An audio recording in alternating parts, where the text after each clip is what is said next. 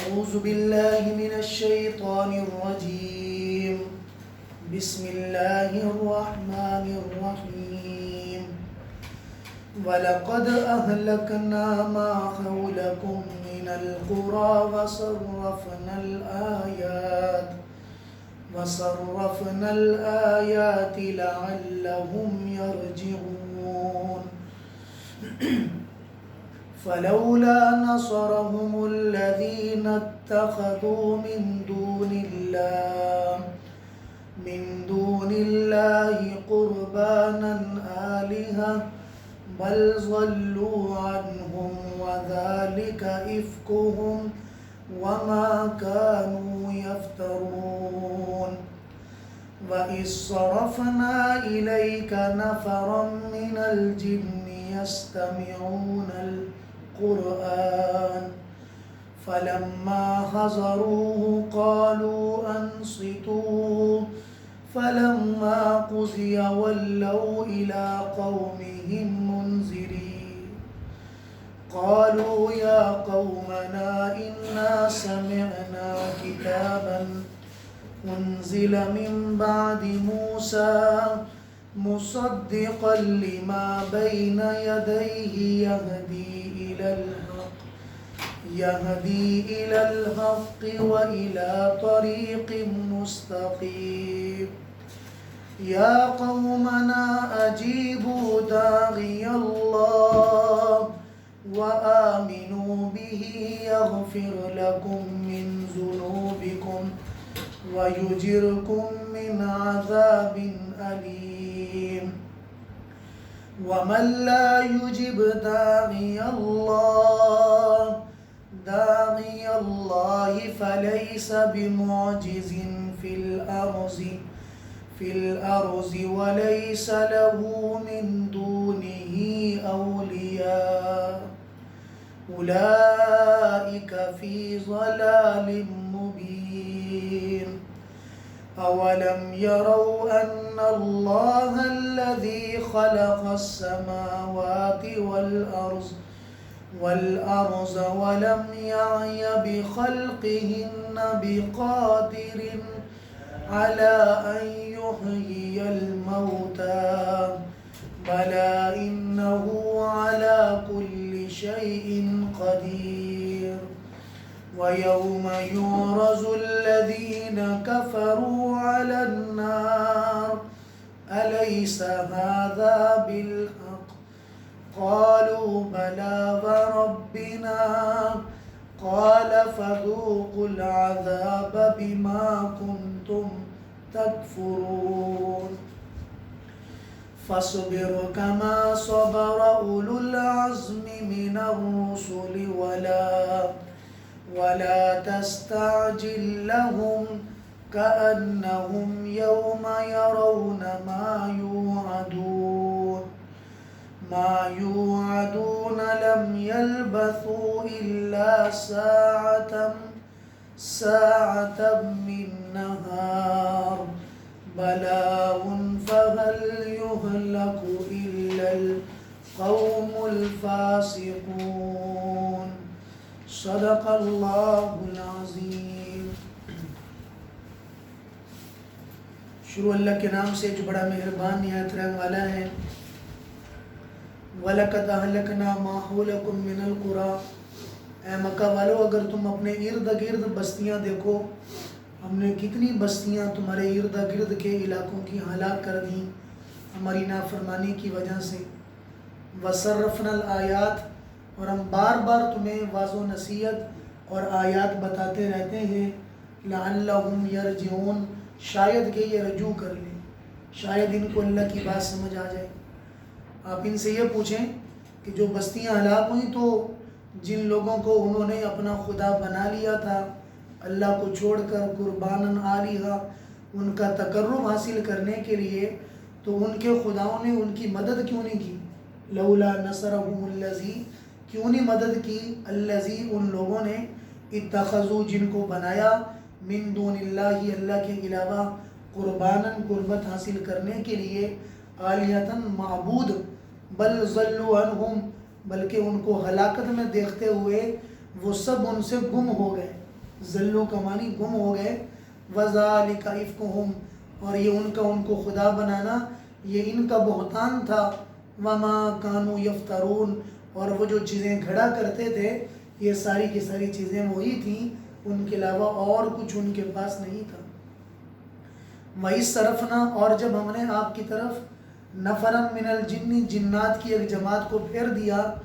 یستمعون القرآن وہ قرآن کو سنتے رہے یا وہ قرآن کو سن رہے تھے. توجہ دھیان سے. فلما حضروہ جب ان کے باقی جن بھی وہاں پر پہنچے تو یہ پہلے والے جن ان سے کہنے لگے کہ قرآن پڑھا جا رہا ہے، انصتو خاموش ہو جاؤ، قرآن پڑھتے ہوئے بولو نہیں بلکہ خاموش ہو جاؤ. فلما قضی جب آپ کی تلاوت مکمل ہو گئی، ولوا الی قومہم وہ اپنی قوم کی طرف واپس گئے، منذرین اللہ سے ڈرانے والے بن کر. قالوا اور جا کر کہنے لگے یا قومنا اے ہماری قوم، انا سمینا آج ہم نے ایک عجیب کتاب سنی ہے. انزل من بعد موسیٰ جو حضرت موسیٰ کے بعد اتاری گئی ہے، مصدقا لما بین یدی اپنے پہلے والی کتابوں کی تصدیق کرنے والی ہے. یہدی الی الحق حق کا راستہ بتاتی ہے، وَإِلَىٰ طَرِيقٍ مستقیم اور سیدھے راستے کی طرف رہنمائی کرتی ہے. یا قومنا اے ہماری قوم، اجیبوا داعی اللہ اللہ کی طرف بلانے والے کی پکار کو قبول کر لو. وآمنوا بہ اس پر ایمان لے آؤ. یغفر لکم من ذنوبکم وہ تمہارے گناہوں کو معاف کر دے گا. ویجرکم من عذاب علیم اور تمہیں دردناک عذاب سے بچا دے گا. ومن لا یجب اور جو اللہ کے بلانے والے کی پکار کو قبول نہ کرے تو یاد رکھو فلیس بمعجز فی الارض تم اللہ تعالیٰ کو زمین میں کبھی عاجز کرنے والے نہیں ہو، اللہ تعالیٰ سے مقابلہ کرنے والے نہیں ہو. ولیس لہ من دونہ اولیاء اور اللہ کو چھوڑ کر تمہیں خدا کے علاوہ کوئی دوست بھی نہیں ملے گا جو تمہیں بچا سکے. اولئک فی ضلال مبین یقیناً وہ لوگ جو خدا کو چھوڑ کر دوسروں کو معبود بناتے ہیں یہ کھلی گمراہی کے اندر پڑے ہوئے ہیں.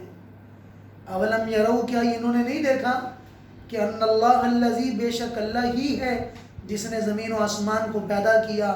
ولم یایا اور اللہ تھکا نہیں بخلقہن ان کو پیدا کر کے، بقادرین ایک مقدار کے اندر، الا ان یحیی الموتى کہ وہ مردوں کو وہی زندہ کرے گا جیسے پہلے زندہ کیا وہ دوبارہ مردوں کو قبروں سے زندہ کرے گا.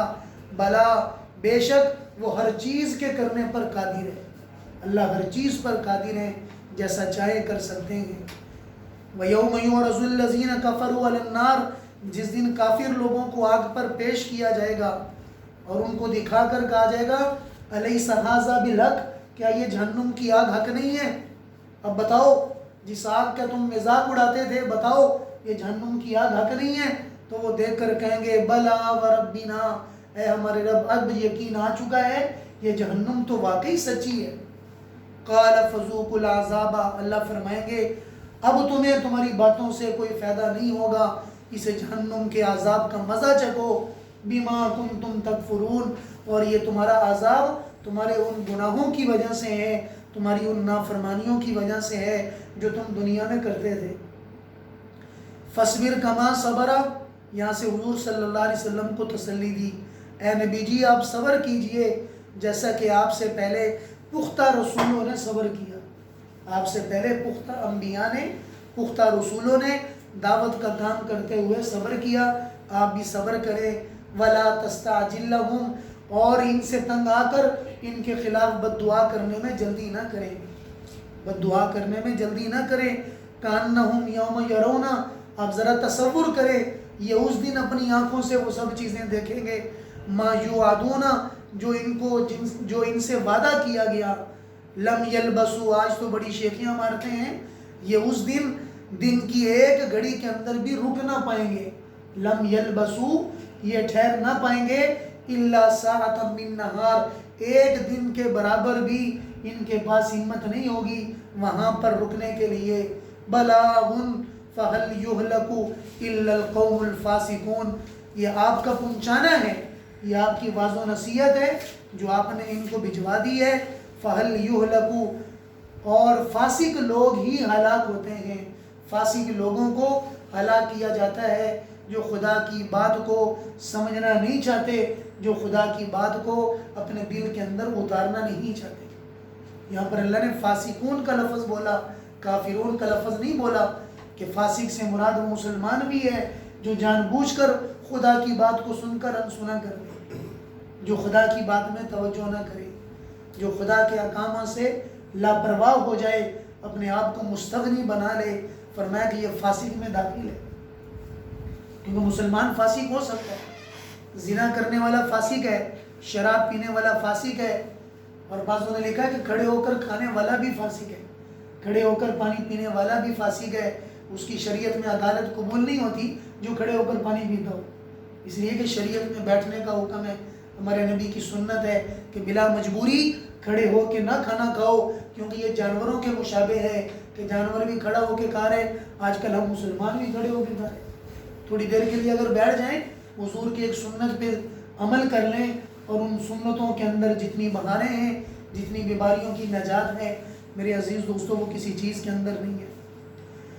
تو آج کے رکوع میں جیسے آپ حضرات نے کل ملاحظہ کیا کہ اللہ تعالیٰ نے لوگوں کو، مشرکین مکہ کو قوم عاد کے بارے میں بتایا کہ اپنے سے زیادہ طاقت والوں کا حال سن لو، تمہاری نسبت حیثیت ان کے سامنے کچھ نہیں، ہم نے جو طاقتیں ان کو دی تم میں کسی کو نہیں ملی، جو قد و قد، جو ان کے پاس طاقت، روب، دبدبہ، ولولہ، اور جو ان کے پاس نعمتیں تھی، تمہارے پاس تو کچھ ہے ہی نہیں ہے۔ اگر وہ طاقتوں والے اللہ کی نافرمانی کر کے ہلاک ہو گئے، ایک مہر کے برابر ہوا نے ان کو تباہ کر دیا، تو تم بتاؤ تم کس بات کی مولی ہو؟ تم کیسے عذاب سے بچ سکتے ہو؟ تم کبھی نہیں بچ سکتے۔ اور دیکھ لو یمن کی کتنی بستیاں اللہ کی نافرمانی سے ہلاک ہو گئیں، شام کی کتنی بستیاں ہلاک ہو گئیں۔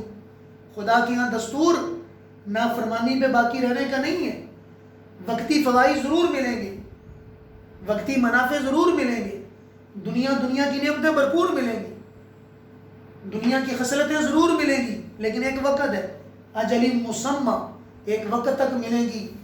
اور جب خدا کی پکڑ آتی ہے، ان بطش ربک لشدید، پھر تیرے رب کی پکڑ سے بچانے والا کوئی نہیں ہے۔ بس اللہ کی پکڑ سے ڈرو کہ خدا کی پکڑ نہ آ جائے، اس سے پہلے ڈر جاؤ، اور اس سے پہلے اپنے آپ کو ڈرا لو، اپنے اللہ سے دوستی کر لو، اس لیے کہ جب پکڑ آتی ہے پھر بچانے والا کوئی نہیں ہوتا۔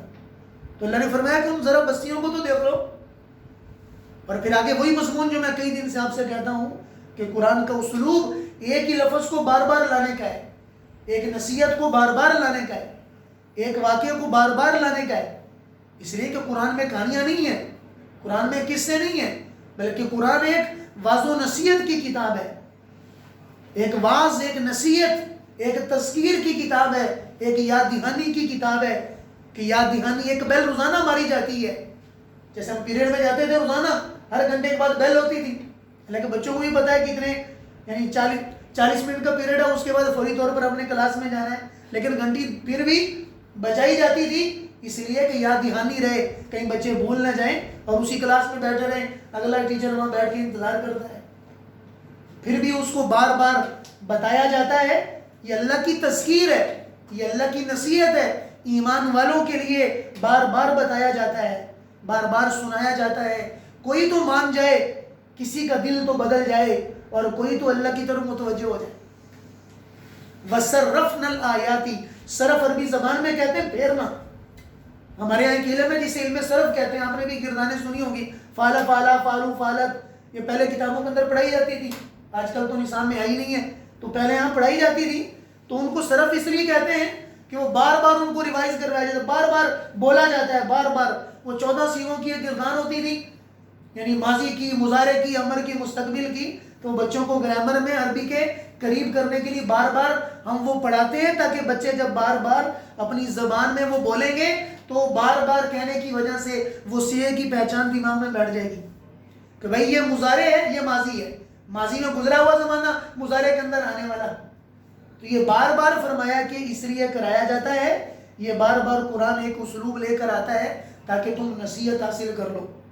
پھر اللہ پاک نے ان کو کہا کہ چلو تم قوم عاد کو نہیں دیکھتے، قوم عاد کی طاقت تمہیں کچھ نہیں لگتی، آؤ ہم تمہیں ایک اور واقعہ بتاتے ہیں۔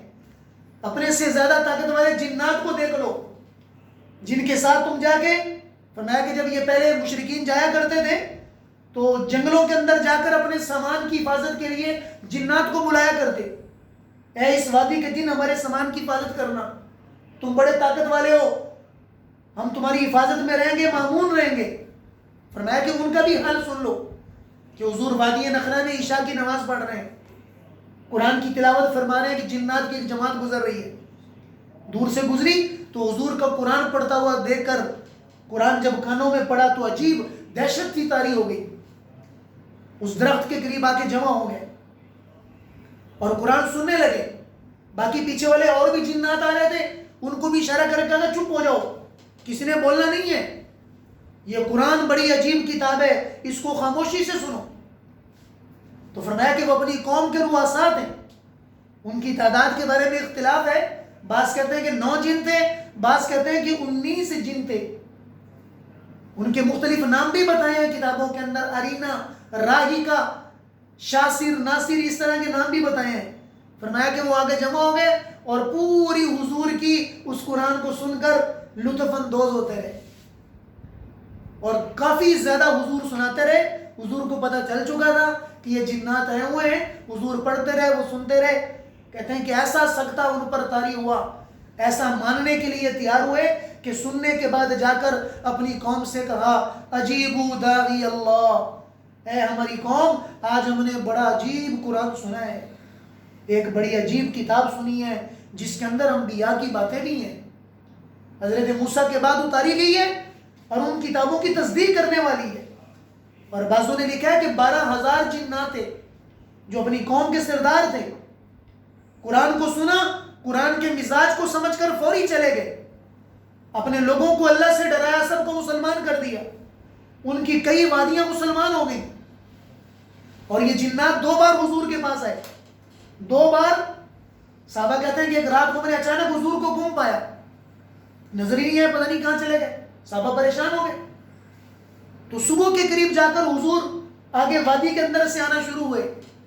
ہم نے پوچھا یا رسول اللہ ہم تو پریشان ہو گئے، آپ کہاں چلے گئے؟ فرمایا کہ کوئی بلانے والا مجھے آیا تھا اور مجھے بلا کر لے گیا کہ یا رسول اللہ آئیے اور آپ ہمارے لوگوں کو دعوت دیجئے، جیسے آپ نے ہمیں قرآن سنایا ایسے آپ ان کو بھی قرآن سنائیے۔ فرمایا کہ اللہ نے جنات کے اندر بھی، حالانکہ شیطان کی نسل ہے، یہ آگ سے بنتے ہیں، لیکن ان میں جو مسلمان ہوتے ہیں ان کے اندر اسلام کمال درجے کا ہوتا ہے، وہ شریعت کے متقی پرہیزگار ہوتے ہیں۔ ایک تابعی کہتے ہیں کہ ہم حج کے لیے جا رہے تھے تو رستے کے اندر ایک سانپ، ہم نے دیکھا کہ بڑا سارا سانپ ہے، تڑپ رہا ہے، تھوڑی دیر کے بعد دیکھا کہ وہ زور سے گر گیا، زمین میں گر گیا، ہم میں سے ایک آدمی نے اس کو کسی چیز کے اندر ڈالا اور جا کے زمین میں دفن کر دیا۔ ہم خانہ کعبہ کے قریب پہنچے تو ایک آدمی ہمیں کہہ رہا ہے کہ کون ہے تم میں عمر کا ساتھی، تم میں عمر کا ساتھی کون ہے؟ ہم خاموش ہو گئے کہ ہم تو کسی عمر کو نہیں جانتے۔ پھر اس نے کہا کہ تم میں کون عمر کا ساتھی ہے؟ ہم پھر خاموش ہو گئے، کہا کہ وہ بتاؤ کہ کس نے وہ رستے کے اندر ایک سانپ کو ایک بوری کے اندر ڈال کر نیچے زمین میں دفنایا تھا؟ ہم نے بتا دیا کہ اس نے دفنایا تھا۔ تو وہ آدمی ہمیں کہنے لگا تم جانتے بھی ہو کہ جس کو تم نے دفن کیا تھا وہ کون تھا؟ ہم نے کہا نہیں ہمیں پتا۔ کہا کہ وہ آخری جن تھا ان 9 جنات میں سے جنہوں نے اس رات حضور سے قرآن سنا تھا اور وہ اپنی قوم کے لیے رہنما بن کر گئے تھے، وہ آخری جن تھا جس کا آج دنیا سے انتقال ہو گیا۔ تو میرے عزیز دوستو، اللہ کی بات کا سننا اور اللہ کی بات کا کان میں پڑ جانا یہ بڑی ذمہ داری ہے۔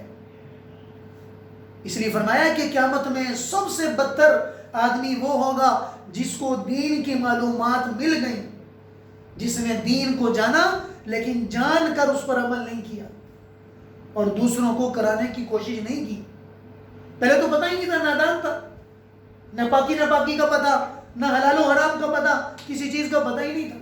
اللہ نے ہدایت دے دی، ایک راستے کی طرف موڑ دیا، دین کی سمجھ آنا شروع ہو گئی، دین کے لیے اسباب پیدا کر دیے، لیکن اس کے باوجود نہ خود دین پر چلا نہ دوسروں کو چلایا۔ ان من اشر الناس، فرمایا کہ بدترین وہ لوگ ہیں جو خدا کے دین کو جانے اور خدا کے دین کو جان کر دین پہ چلنے کی کوشش نہ کریں۔ اس لیے میرے عزیز دوستو، جب پتہ چل چکا ہے، حلال و حرام کا فرق واضح کر دیا، پھر ایک راستہ بنا لیں کہ پہلے تو پتہ نہیں تھا، اب تو پتہ چل چکا ہے، اب اس راستے کی طرف کبھی بھول کر نہیں جاؤں گا۔ ابھی کبھی چل بھی پڑتا ہوں، میرے راستے چلے بھی جاتے ہیں، میرے پاؤں چلے بھی جاتے ہیں، پھر بھی غلطیاں ہو جاتی ہیں، پھر بھی گناہ ہو جاتے ہیں، پھر دوبارہ پلٹ آئیں، پلٹ کر انہی راستوں پر دوبارہ پھر آ جائیں۔ اے میرے مولا، مجھے بھٹکا نہ دینا، مجھے گمراہ نہ کر دینا، میں کہیں اس راستے سے دور نہ ہو جاؤں۔ میرے عزیز دوستو، ایک ایک مجلس، اللہ کی مجلس کا ایک منٹ، اللہ کی مجلس کا ایک منٹ آپ کو معلوم نہیں ہے کہ یہاں پر آپ بیٹھے ہیں قرآن کو سننے کے لیے، قرآن کے پڑھنے کے لیے، کئی لاکھوں فرشتے آپ کے لیے دعائیں استغفار کر رہے ہیں۔ سمندر کی مچھلیاں آپ کے لیے نام لے کے دعا کر رہی ہیں، فلاں ابن فلاں، فلاں علاقے کا رہنے والا، اس نے ہاتھ میں پارا پکڑا ہے صرف دین کو حاصل کرنے کے لیے، قرآن کی تعلیمات لینے کے لیے۔ فرمایا کہ زمین پر چلتے ہوئے اگر آپ لوگ طالب علم کی نیت سے یہ آپ کا پڑھنا پڑھانا ہے تو فرمایا کہ جن راستوں پہ چل رہے ہیں وہاں فرشتے آپ کے قدموں میں پر بچھاتے ہیں اور آپ کے جسم کے ساتھ اپنے جسم کو ملتے ہیں کہ یہ وہ آدمی ہے جو خدا کے دین کو روزانہ سیکھتا ہے، جو قرآن کو روزانہ سنتا ہے سیکھنے کی نیت سے۔ یہ معمولی نہیں ہے۔ فرمایا کہ ایسے لوگوں کو دنیا والوں سے زیادہ جنت والے جانتے ہیں، اس لیے کہ یہ جنت والا ہے۔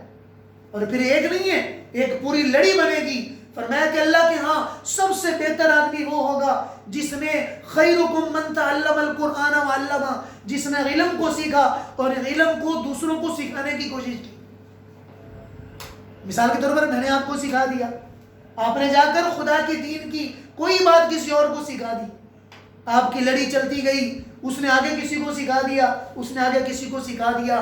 فرمایا کہ میری امت کا ہر ایک ایک آدمی ایک ایک امت بن کر اللہ کے سامنے پیش ہوگا، ایک ایک جماعت بن کر پیش ہوگا کہ اس کے نیچے لاکھوں کروڑوں لوگ ہوں گے جو اس کے لیے اللہ کے سامنے اللہ کے سامنے سفارش لے کے کھڑے ہوں گے۔ اے اللہ، اس بندے کی وجہ سے ہم نے خیر کی بات سنی تھی، اس بندے نے ہمارے لیے ایک خیر کا راستہ مہیا کیا، ہمارے لیے دین کے لیے کوئی ایک جگہ فراہم کر دی، ہمارے لیے کوئی ایسا سامان بنا دیا کہ ہم دین کو سیکھنے کے لیے وہاں پر لگے رہے۔ فرمایا کہ یہ لوگ بھی اللہ کے ہاں شامل ہو جائیں گے ان لوگوں میں جن کو مقربین کا نام دیا جائے گا۔ اس لیے میرے عزیز دوستو، یہ نیکی کرنے کی عادت بنائیں، یہ نیکی کرنے کی۔ فرمایا کہ 5 قسم کے صدقہ جاری ہیں، 5 قسم کے صدقہ جاری ہیں۔ ایک وہ آدمی جس نے اللہ کا گھر بنوا دیا، سب سے بڑا صدقہ جاریہ۔ ایک وہ آدمی جس نے قرآن کے صحیفے رکھ دیے کہ لوگ اس کو دیکھ کے پڑھتے رہے۔ ایک وہ آدمی جس نے لوگوں کو علم سکھانے کے لیے راستے مہیا کر دیے اور وہاں سے لوگوں نے خدا کا قرآن سیکھا، خدا کے دین کو سیکھا، دوسروں کو سکھایا۔ یہ دنیا سے چلا جائے گا، قبر میں مر جائے گا، لیکن اس کے پیچھے کروڑوں لوگ ہوں گے جو اس کے لیے سفارش بن کر اللہ کی بارگاہ میں چلے جائیں گے۔ اس لیے قرآن پڑھنے کو، قرآن سمجھنے کو میرے عزیز دوستو بالکل معمولی نہ سمجھا جائے، اپنے لیے فخر سمجھا جائے۔ اللہ نے ہمیں 15 منٹ 20 منٹ 1 گھنٹہ نکال کر اس کے قرآن کو پڑھنے کی توفیق عطا کر دی، یہ گویا کہ اسی کا فضل ہے۔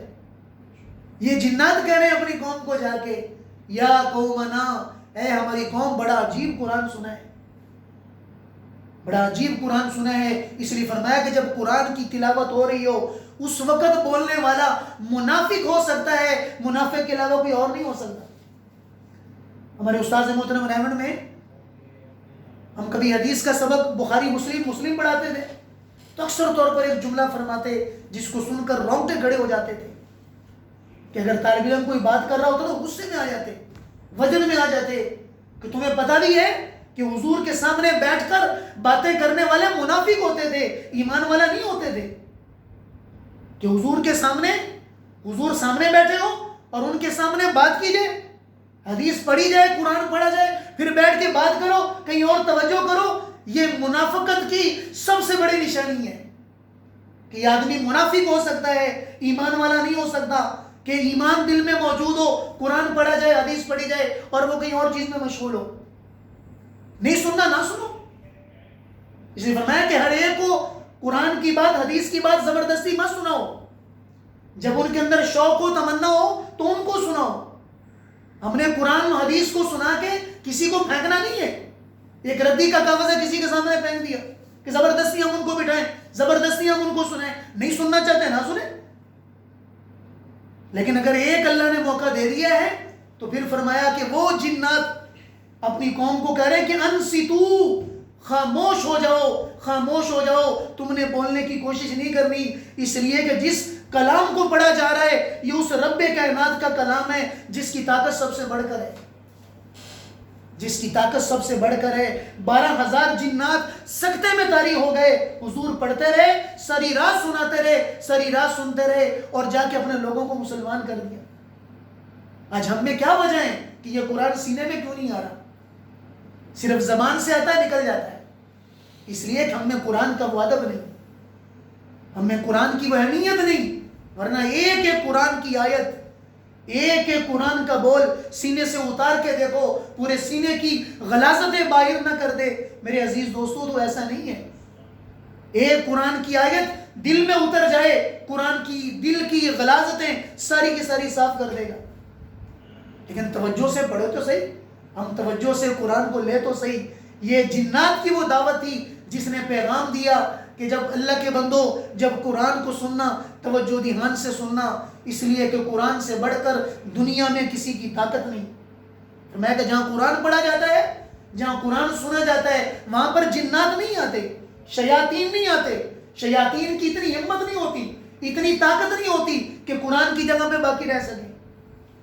اس لیے کہ وہاں فرشتوں کا ماحول, نورانیت کا ماحول ہے کہ جس نورانیت کے ماحول کی وجہ سے ایک ایسا سما ہوتا ہے جس کو دیکھ کر شیاطین بھاگ جاتے ہیں. تو اللہ نے پوری ان کی دعوت ذکر کی. پھر آگے حضور اکرم صلی اللہ علیہ وسلم کو ان مشرکین مکہ کی نادانیوں کے بعد فرمایا کہ نبی جی آپ صبر کریں, آپ صبر کا کام لیں, آپ ہمت کا کام لیں, کہیں جلد بازی میں آ کر ان کے لیے بد دعا نہ کر دینا. اللہ اکبر, یہ کیسی خدا کی شفقت ہے.